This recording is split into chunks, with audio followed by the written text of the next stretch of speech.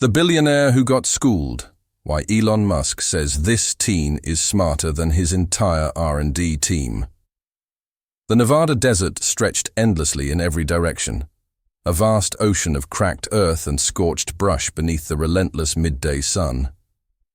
Elon Musk, the visionary billionaire who had revolutionized electric vehicles and private space travel, found himself in an unprecedented situation, completely stranded. His custom-built Cybertruck, a vehicle designed to withstand nearly any terrestrial condition, had suffered a catastrophic failure in the most remote stretch of highway between Las Vegas and his secret SpaceX testing facility. The dashboard had lit up with warnings moments before the explosion, some sort of power surge in the battery array that even the vehicle's sophisticated AI couldn't prevent. As the acrid smell of burnt electronics filled the cabin, Elon stepped out into the 110-degree heat, squinting against the dust devils swirling across the barren landscape. His satellite phone showed no signal, his emergency beacon mysteriously disabled. For the first time since his early PayPal days, the tech titan was facing a problem his billions couldn't immediately solve. The irony wasn't lost on him. The man working to make humanity multiplanetary was utterly grounded in the middle of nowhere. What would you do if you found the world's richest man helpless in the wilderness? As Elon assessed his options, the reality of his situation sank in. He was at least 50 miles from the nearest town, with no supplies beyond a half-empty water bottle and protein bars in the glove compartment. The Cybertruck's self-repair systems were offline, its advanced diagnostics useless without a network connection. He'd been in tough spots before. The early SpaceX failures, the Model 3 production hell. But those were challenges he could attack with teams of engineers and unlimited resources. This was different. This was primal. Just as he was considering the unthinkable, attempting to walk for help, a mirage-like figure materialized from the heat waves in the distance. A lanky teenager, his dark skin glistening with sweat, approached with the casual confidence of someone who belonged in this harsh environment. The boy's outfit was a study in contradictions. Vintage NASA shirt paired with thrift store jeans and hiking boots that had seen better days. "Battery thermal runaway?" the kid asked matter-of-factly, peering at the smoking hood. "Happens sometimes with these prototype packs." Elon's famous eyebrow arched in disbelief. Who was this desert-dwelling teenager who could diagnose a cutting-edge EV failure at a glance? The desert prodigy who understood Tesla tech better than Tesla Jamal, as he introduced himself, worked with startling efficiency, his hands moving with the practiced grace of a veteran mechanic despite his youth. Within minutes, he'd jury-rigged a cooling system using scrap metal and what appeared to be parts salvaged from old solar panels. As Elon watched, he realized the kid wasn't just following repair manuals. He was improvising solutions on the fly, adapting to the limitations of their desert workshop. "You're not just fixing it," Elon observed. "You're improving the design." Jamal shrugged, wiping grease on his jeans. "Your coolant channels are too narrow for desert conditions. Basic thermodynamics." The conversation that followed blew Elon's mind further. Jamal spoke knowledgeably about battery chemistry, regenerative braking algorithms, even SpaceX's methane engine designs. When Elon asked where he'd learned all this, the answer was humbling. "Mostly reverse engineering crashed military drones. I find out here, plus whatever textbooks the library could get me." The implications were staggering. This self-taught genius had been conducting advanced engineering experiments in the middle of nowhere, with nothing but scrap and determination. As they worked, Jamal shared snippets of his unusual upbringing. His grandfather had been part of the secretive crew maintaining experimental aircraft at Groom Lake, passing down both mechanical skills and a trove of declassified knowledge.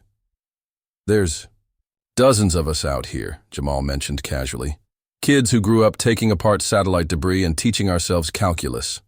He showed Elon his latest project, a homemade fusion reactor prototype built from salvaged parts, currently powering his family's off-grid home. Elon's competitive streak flared. This kid had achieved in his backyard what billion-dollar labs were still struggling with. But Jamal's motivations were pure curiosity, not profit. "I just want to see if it works," he said, eyes gleaming with the same manic energy Elon recognized in himself.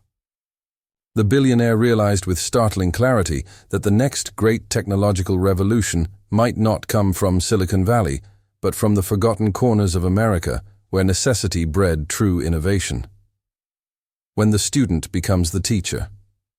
A lesson in disruptive thinking by sunset, the Cybertruck was operational again, not just repaired but subtly upgraded with Jamal's desert-proof modifications. Elon, humbled, offered the kid a blank check to join his engineering team. Jamal's refusal was polite but firm. "Thanks, but I've got my own projects," he said, gesturing toward a shack filled with half-built drones and energy experiments. "Besides, someone's got to keep an eye on the secret military stuff they keep crashing out here." Elon laughed. He'd just been out-negotiated by a teenager. In that moment, he understood the fundamental difference between them. Elon disrupted industries to change the world, but Jamal was changing his world through pure, unfiltered discovery. As they parted ways, Jamal made one request. "When you get to Mars, save some real science for the rest of us." The simplicity of the ask struck Elon more deeply than any business proposal ever had. How one desert encounter changed everything. Back at SpaceX headquarters, Elon made sweeping changes. He established the Desert Dozen Scholarship, actively seeking out self-taught innovators in overlooked communities. Tesla's next battery design incorporated Jamal's thermal modifications, quietly credited to Nevada Field Testing Team. Most radically, Elon restructured his AI division, mandating that engineers spend time solving problems with limited resources, what he called the Jamal principle. Meanwhile, in the Nevada desert, Jamal's reputation grew. He began streaming his experiments online, amassing a following of millions fascinated by his unorthodox approaches. When a Pentagon official showed up asking about his drone reverse engineering, Jamal simply said, "You should really encrypt your firmware better," before going back to work on his homemade Hyperloop prototype. Who really learned more? The cow, billionaire, or the kid? This story forces us to confront uncomfortable truths about innovation and privilege.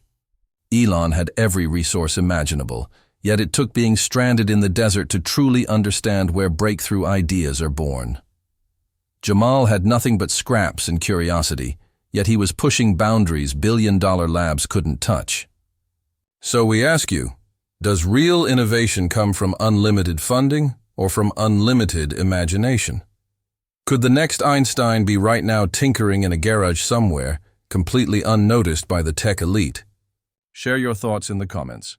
Have you ever encountered someone whose raw talent defied all expectations? And if you found a genius in the wilderness, would you try to recruit them or just learn from them? Don't forget to subscribe, because the next story might just introduce you to the inventor who changes everything, and they probably won't be who you expect.